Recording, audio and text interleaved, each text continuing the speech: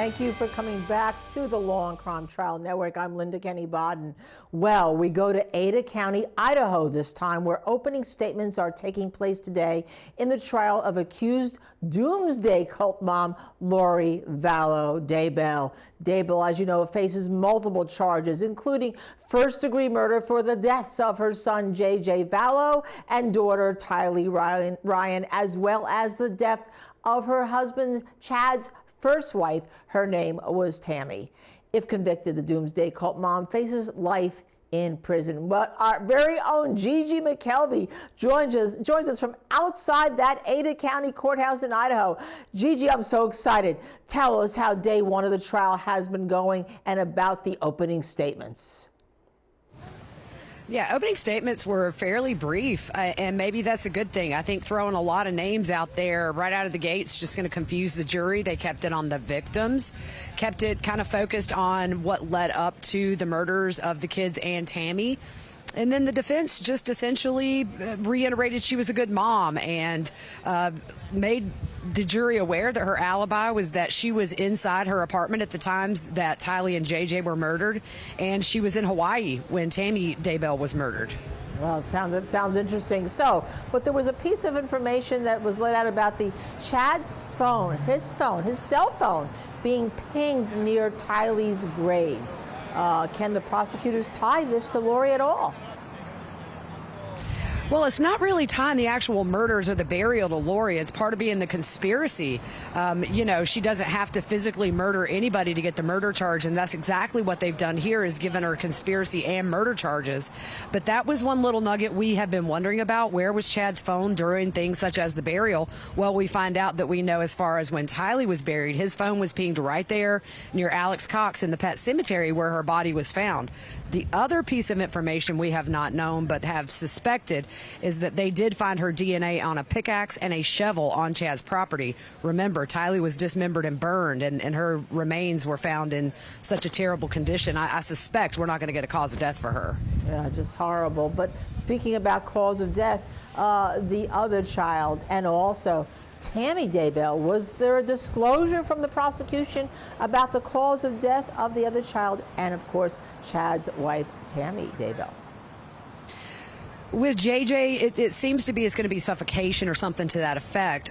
It was asphyxiation for Tammy Daybell. She was exhumed, as we know, December 11th, a day before Alex Cox, who is believed to be the one who killed the children, dropped over dead suspiciously, although it was ruled natural.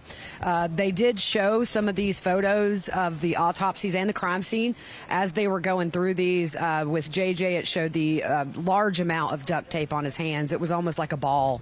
And then they showed Tammy Daybell on the autopsy table for quite a while. That stayed up for a good 10 minutes or so. I missed seeing Tylee's photos. I didn't know they were on the screen. I was busy tweeting the trial for Law&Crime Network.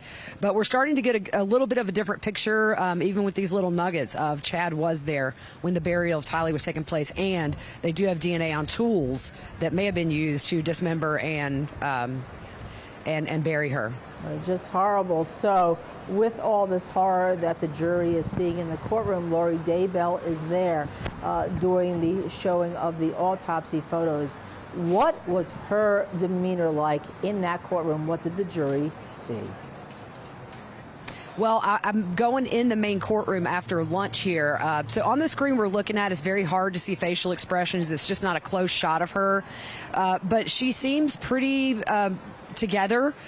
Kay Woodcock was the first witness called. In fact, she's still on direct before we took that lunch break. And Lori was very active, writing in her legal pad, talking to her attorneys. We know there's some bad blood there because Charles, which is Lori's fourth husband, left his life insurance policy to Kay Woodcock, which is his sister, just in case something ever happened to him. He knew Kay would end up with JJ. And you see her furiously writing and talking to her attorneys the entire time Kay has been on the stand. So let me give you one final question. Tell our viewers who Kay Woodcock is in relation to this trial. And when she's Tammy, when Daybell's furiously writing, right, is her facial expression shown that she's emotionally furious also, or just her actions? Well, we can't see close up on her facial expressions, unfortunately. We can see and tell it's Lori Vallow, but that's about it. As far as Kay Woodcock is the biological grandmother to J.J. Vallow, one of the victims in this case. She is also the sister to Charles Vallow, which her brother Charles was murdered by Alex Cox back on July 11th of 2019, which really kind of was the small snowball at the top of the hill that made all this progress so much faster. So, Kay Woodcock, who's on the stand, has lost 2 immediate family members to this mess. And she's holding herself together well and telling the facts about the last times that she saw JJ and what was different about those FaceTime calls compared to normal times, which were brief. He wasn't holding his iPad and clearly was looking over his shoulder at somebody who was telling him what to say, in her opinion. Another case of horror for a poor child. Gigi, I know that you have to get back because you're going to be in the main courtroom after this break. I'm so excited for you to be able to then give us that first-hand account, as you always do. It's so great having you in this very, very difficult case. Gigi McKelvey, as always, thank you. Thank you. And let me bring my guests into this, Sunny Slaughter, who is a law enforcement instructor, and Krista Ramey, an excellent trial attorney. So, Sunny, I want to start with you first because this is the first time we're hearing about Tammy Daybell's cause of death. Remember, 2 weeks after she was found dead in September, and about 2 weeks later, Lori Vallow Daybell married her husband, Chad. No autopsy was performed then. She wasn't, her husband said no, right? Then later, as this all became open and the kids disappeared, she was exhumed, and the cause of death is now asphyxia. How does someone arrive at that cause of death? How does the ME arrive at that cause of death? And do you think there's some other kind of informant going on here? So I always think it's a mistake when we're not 100% sure not to perform an autopsy, even though I know the family's wishes take precedence. And I think maybe something else is going on here. There's some other information that we'll find out later that the ME may have found. But, and of course, during the autopsy, they always, take body parts and fluids and other things that they put aside. But this case is so, it has so many twists and turns to it. I am wondering how it all is going to unfold and really get to every single murder that may be attached like a string of pearls in this particular case. I think it's horrific, and I think we're going to find out stuff that we didn't know. Now, Krista, the prosecutor, I'm told, said the motives were money, power, and sex. If you are sitting there as the defense attorney and you are listening to that theme from the prosecution, how do you defend Lori Vallow Daybell when we know that she didn't seem to be actively searching for her 2 missing children when the rest of the world was? I think that the best way to defend her, if I were in that position, would be to look to Chad and to blame that she was under his control, his spell, that he, manipulated and controlled her. This is when her life, really changed dramatically, is when he became involved in it with his cult books and their parties that they would have at their home, really kind of espousing a depraved and deformed view of her religion that isn't all in line with the teachings of the Church of Jesus Christ of Latter-day Saints. I think that's one of the best ways, I think, to come at this is that approach. I don't think that gets her an acquittal. Duress is not you can't claim duress to get out of a murder charge, but you can use it to get maybe a lesser charge in the end.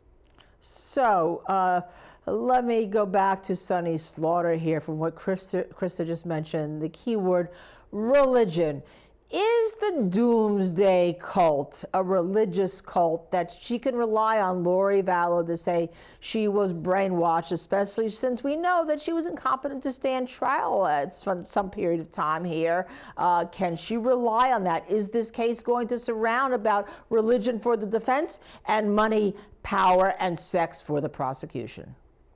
I think what my colleague just said is a really good defense. I was actually thinking the same thing. In recent cases involving cults, particularly those involving sex trafficking, human trafficking of children, and the web that it involves when it, particularly as pertains to how people are controlled, a lot of those cases have come forward where people have used that defense. They have not necessarily been found not guilty, but they have seen that their charges have been reduced. And religion and cults play a huge role in the way that people operate and move around. And cults really do exist in how people become engaged in them, and their control really manifest in a lot of ways. You don't see the type of heinous murders often, but you do see the sex crimes and murder, the sex crimes and lies and control really happening a lot.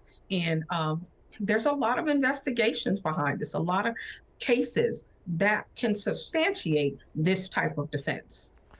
Well, we're going to have a long trial here, but I can tell our viewers again that the trial of Lori Vallow Daybell has opened up. The prosecution led with their theme, money, power, and sex. The defense, of course, has to say nothing. But again, two children brutally murdered, the prosecution is going to say. One, a pickaxe is found on the property, indicating that that's how the child was dismembered. And also we're hearing for the first time that Chad Daybell's first wife died from asphyxiation. We'll hear more about that as this trial comes to play when we listen to our own reports from Gigi McKelvey. And as you follow the Law and Crime Network, both on Twitter, Law and Crime Network, Gigi McKelvey you will find, and Kathy Russon, our executive producer. So stay with us. When we come back, we'll go into that other horrible case that we have, Leticia Stauch.